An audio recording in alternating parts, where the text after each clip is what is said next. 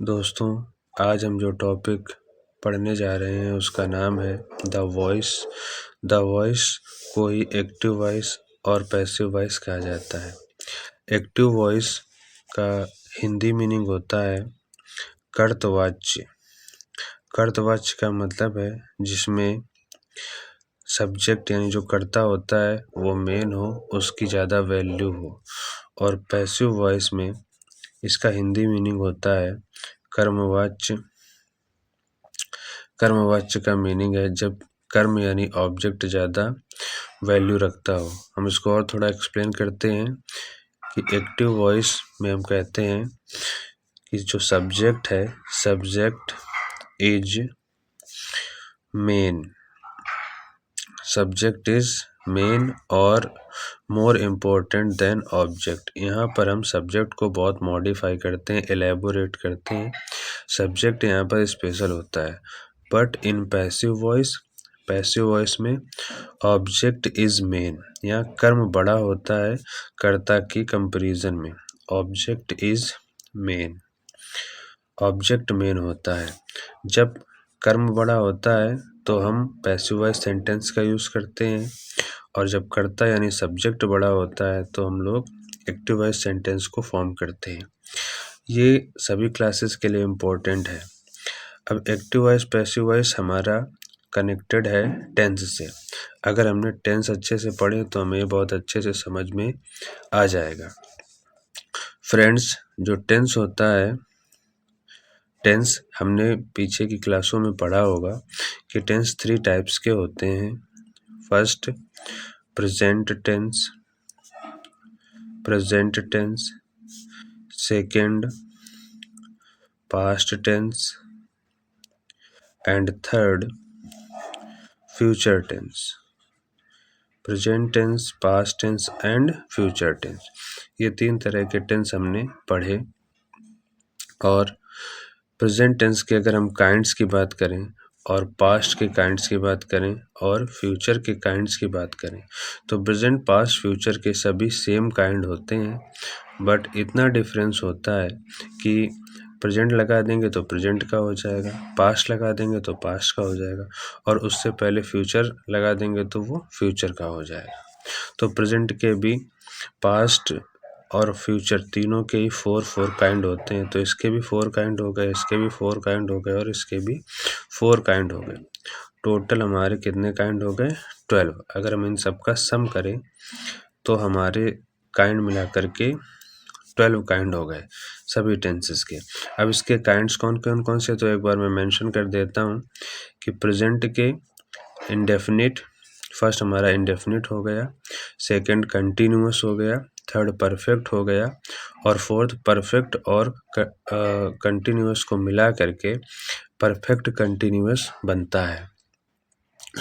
तो ये हमारा हो जाएगा ऐसे। अगर हम प्रेजेंट लगा देंगे तो प्रेजेंट परफेक्ट कंटिन्यूअस, फ्यूचर लगा देंगे तो future perfect continuous, present indefinite, past indefinite. इस तरीके से हम लोग सभी टेंसेस के काइंड्स के नेम जान जाते हैं या रख देते हैं। तो अब जो हमारे काइंड्स मिला करके 12 सेंटेंसेस बनेंगे या टेंसेस बनेंगे, टेंसेस के अंदर जो सेंटेंसेस आएंगे वो जो 12 होंगे टेंस, उनमें 12 में से जो 8 टेंस होंगे, 12 में जो 8 टेंस होंगे, उन्हीं 8 टेंस की पैसिव बनती है। यानी 8 tense change into passive. 8 tense की पैसिव बनती है, 8 tense change into passive. And अब 8 की पैसिव बनेगी तो जो 4 टेंस होंगे, 4 टेंस, जो 4 टेंस होते हैं उनकी पैसिव नहीं बनती है। तो 4 tense don't change into passive, 4 tense की पैसिव नहीं बनती है। तो हम समझ गए कि हमारे टोटल काइंड्स, टेंस के काइंड मिला के 12 हुए। 12 में 8 टेंस की पैसिव बनती है, 8 टेंस चेंज इनटू पैसिव, और जो 4 टेंस हैं उनकी पैसिव नहीं बनती है। तो यहाँ तक हमने समझ लिया। अब हम समझेंगे कि कौन से टेंस की पैसिव बनती है और कौन से टेंस की पैसिव नहीं बनती। ये समझना दोस्तों बहुत ही ईजी है। सो हमारा अगला पॉइंट होगा टेंसेस, वे tense which tenses which change into passive, वे टेंस जिनकी पैसिव बनती है। Tense which change into passive, जिनकी पैसिव बनती है। तो स्टूडेंट्स ऐसे 8 टेंस हमने पीछे बात की, 1 2 3 4 5 6 7 एंड 8। ये 8 टेंस। अब ये कौन कौन से होंगे तो इनको समझना बहुत ईजी है। फर्स्ट हम प्रेजेंट से स्टार्ट करें अगर, तो present indefinite,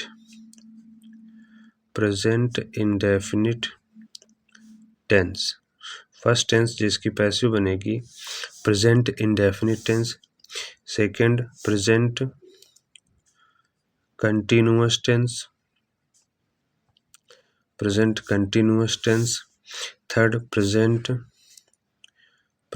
perfect tense, fourth past में। अब प्रेजेंट में दोस्तों इन्हीं 3 टेंसेस की पैसिव बनती है। पास्ट में past indefinite tense,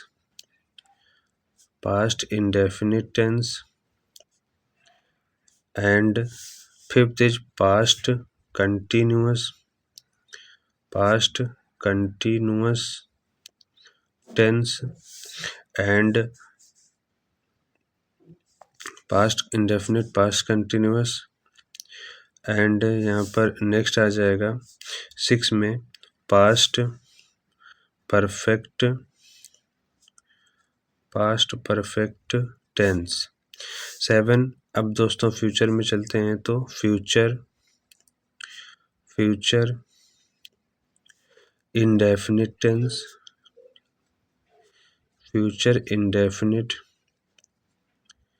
tense and last future perfect tense. तो ये हमारे 8 टेंस हैं जिनकी पैसिव बनती है। प्रेजेंट में same indefinite continuous perfect, past में इंडेफिनिट कंटिन्यूअस परफेक्ट, फ्यूचर में क्योंकि हमारे पास 2 हैं तो फ्यूचर में इंडेफिनिट और परफेक्ट टेंस। इन 8 टेंस की पैसिव बनती है। अब हम उन टेंसेस की बात करेंगे जिनकी पैसिव नहीं बनती। तो दोस्तों जो इसमें नहीं आए वही टेंस होंगे जिनकी पैसिव नहीं बनेगी। तो स्टार्ट करते हैं। टेंस और tenses which don't change into passive,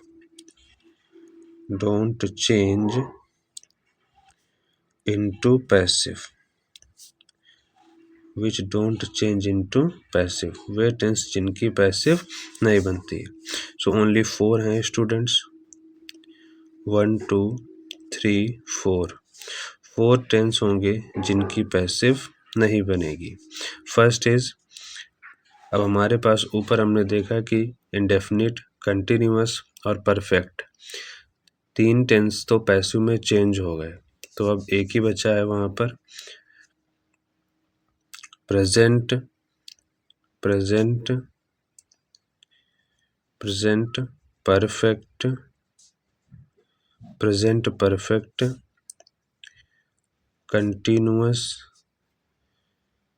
perfect continuous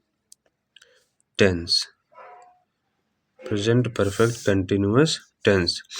अब सेम यही पास्ट का हो जाएगा, past perfect continuous tense. Same यही दोस्तों फ्यूचर का हो जाएगा, future perfect continuous tense. And last, अब फ्यूचर में 2 होंगे तो एक टेंस और होता है फ्यूचर को हम ऐसे डैश कर सकते हैं, फ्यूचर कंटिन्यूअस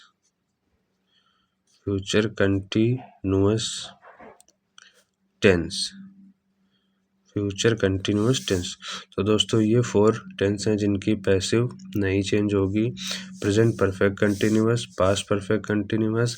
ये डैश डैश का मतलब है दोस्तों कि इस जो ऊपर वर्ड्स लिखे हैं यही आएंगे, फ्यूचर परफेक्ट कंटिन्यूअस और फ्यूचर का कंटिन्यूअस।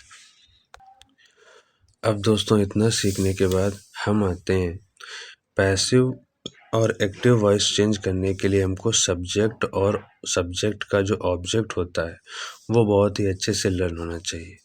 तो अब हम लोग फोकस करेंगे सब्जेक्ट और ऑब्जेक्ट पर। तो सब्जेक्ट